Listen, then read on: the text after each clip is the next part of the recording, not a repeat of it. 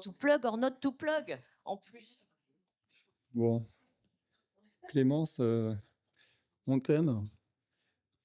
Et Cathy, on t'aime aussi. Hein. Voilà, ça c'est dit. Ah, ça vous doit boucher un coin, ça. Hein. Alors, à propos de boucher un coin, to block and not to plug. Alors, qui ne voit jamais de sécheresse dans sa consultation? Qui? D'accord. Alors, qui met des bouchons méatiques? Voilà, bon, bah, je vais rester alors. Je vais faire ce. Alors, je vais faire le topo. Alors, bon, quand est-ce qu'on met les bouchons? Les bouchons, c'est quand on manque de larmes, d'accord? Sécheresse quantitative, donc soit on fait un schirmer moins de 10 mm, soit on regarde la hauteur du ménisque lacrymal. Si le ménisque est normal ou plus, si les patients il larmoient, bon là il vaut mieux pas mettre de bouchons. Et s'ils ont une blépharite, on fait un petit peu attention. Et s'ils ont une grosse inflammation, on évite ou alors on donne des anti-inflammatoires avant pour préparer tout ça. Alors, quand est-ce qu'on commence à penser aux bouchons? On y arrive très vite. Hein, finalement, le patient qui répond pas à ses larmes artificielles à bonne posologie, et, avant ou après cyclosporine, ça c'est un autre débat. Hein. Il y en a qui mettent les bouchons après la cyclosporine, d'autres qui mettent des bouchons avant. Bon, moi je mets plutôt avant. En tout cas, les cas pour lesquels on n'a pas de discussion, pour lesquels ça marche le mieux, c'est les Gougerot.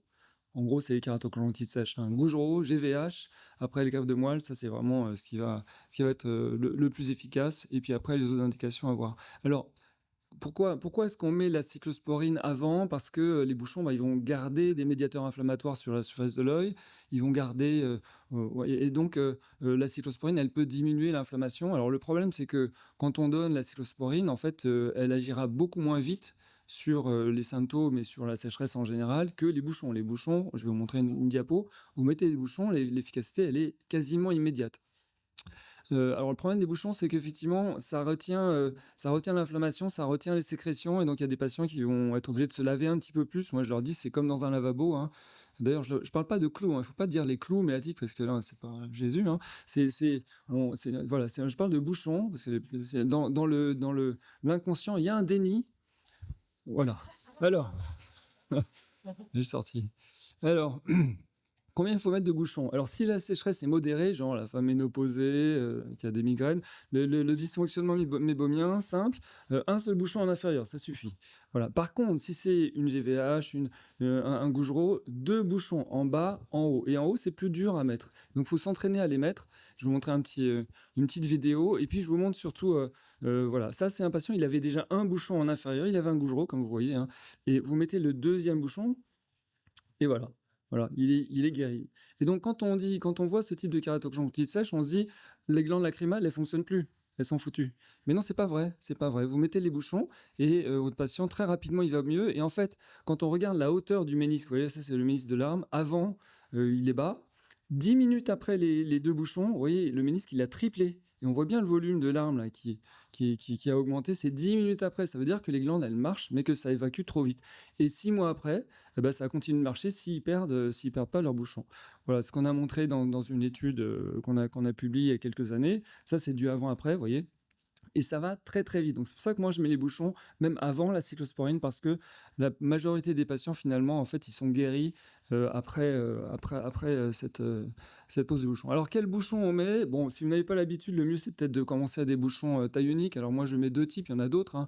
Mais taille unique c'est le Painless de chez FCI et le Plug One de chez Catena. Le plug one, il est comme ça, donc c'est un bouchon qui est vraiment facile à mettre. C'est le bouchon du débutant pour les nuls. Et puis le painless, il est facile à mettre aussi. Hein. Alors le problème, c'est quand les méas sont un peu plus grands, là souvent ça tombe.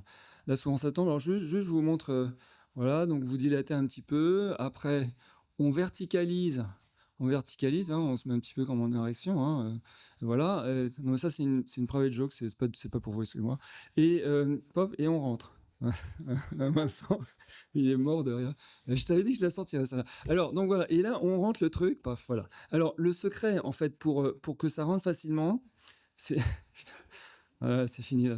Il faut tendre, il faut bien tendre la paupière inférieure ou supérieure. Il faut tirer le tendon cantal interne pour avoir une résistance. Hein, voilà. Et puis, en fait, vous avez vu, on éverse un petit peu le bord libre pour éverser le point lacrymal pour rentrer verticalement dedans. Vincent. Voilà. C'était pour toi. Alors, Alors, il y a aussi des bouchons intracanalaires. Bon, il y en a un certain nombre. Le problème, c'est qu'on ne sait pas ce que ça devient. Et il y a plusieurs marques. La dernière marque, c'est Lacryphil. C'est du gel. Voici, c'est le même truc qu'on injecte là dans voilà, enfin, les produits de comblement. C'est du collagène réticulé, en fait, simplement, hein, et qu'on injecte maintenant dans les voies lacrymales. Ça coûte 267 € la boîte. On peut traiter les 4 canaux avec. Et théoriquement, ça dure à peu près 6 mois. Bon, c'est intéressant. Dans la sécheresse très sévère, nous, on a une efficacité qui est un petit peu... ça marche pas chez tout le monde, mais sur une sécheresse modérée ou avant chirurgie réfractive, ça peut être vraiment une très bonne option. Complication, c'est c'est le problème, c'est que ça saute. Hein, on peut les perdre. Ça peut larmoyer. Donc ça, c'est au contraire, nous, on est content. Hein. Moi, je suis content quand les patients ils pleurent quand ils me voient. Et par contre, voilà, on peut avoir une augmentation de l'inflammation, des sécrétions. Alors, qu'est-ce qu'on fait s'il tombe? Eh ben, on utilise le baguier. Le baguier, vous savez ce que c'est le baguier, messieurs? Parce que les dames, elles savent. Hein. C'est pour mesurer la taille de la bague. Voilà, donc en fait, vous mesurez le diamètre du méa et vous choisissez les bouchons qui vont avec. Alors là, je vous montre les bouchons FCI parce que de temps en temps, mes internes, ils choisissent des bouchons FCI standard. D'accord. En fait, standard, c'est quasiment le plus gros des bouchons. Donc, si le painless il tombe, moi, je mets juste au-dessus, c'est mini. D'accord. Donc, le FCI, méfiez-vous. En fait, on a micro, painless, mini, petit, standard, grand. Voilà. Bon, donc, c'est juste ça à savoir. Enfin, en tout cas, il faut connaître les diamètres de vos bouchons. Et puis, si les bouchons continuent de tomber, eh ben, vous pouvez cautériser. Donc là, ça nécessite de faire une petite injection d'anesthésiant quand même. Enfin, ou pas, ça dépend si le patient vous énerve ou pas, mais en tout cas, vous cautérisez et ça revient, ça marche pas mal. Alors, ça peut se reperméabiliser, mais c'est quand même assez efficace et ça permet d'éviter une chirurgie. Ou sinon, de temps en temps, on fait le laser aussi. Alors, le laser, c'est encore plus facile à faire parce que il n'y a pas besoin d'anesthésie, on met juste des gouttes d'anesthésiant et puis vous voyez, on tape sur le méa pour ceux qui font. Argon, et vous savez, j'ai marqué, pour ceux qui ont fait les périfovéoleurs de Créteil, on en parlait tout à l'heure, David, en fait, voilà, c'est exactement les mêmes paramètres, vous voyez, et on marque comme on marquerait l'épithélium pigmentaire de la rétine. Donc, je m'adapte, hein, on parle de rétinologue, et voilà, et comme ça, vous bouchez votre truc, et ça marche pas mal, ça se rouvre souvent, mais ça va se rouvrir plus petit. Voilà, donc finalement, à la question, to plug and not to plug, vous avez compris, quand on a une sécheresse quantitative rebelle, c'est la meilleure option. Et donc, à cette question-là, to plug and not to plug, please plug. Et si vous ne savez pas quoi faire des bouchons, vous pouvez vous amuser à faire des trucs là comme ça. Voilà, merci beaucoup. Merci Serge, c'était très, très didactique, très clair. Est-ce qu'il y a des questions, s'il vous plaît?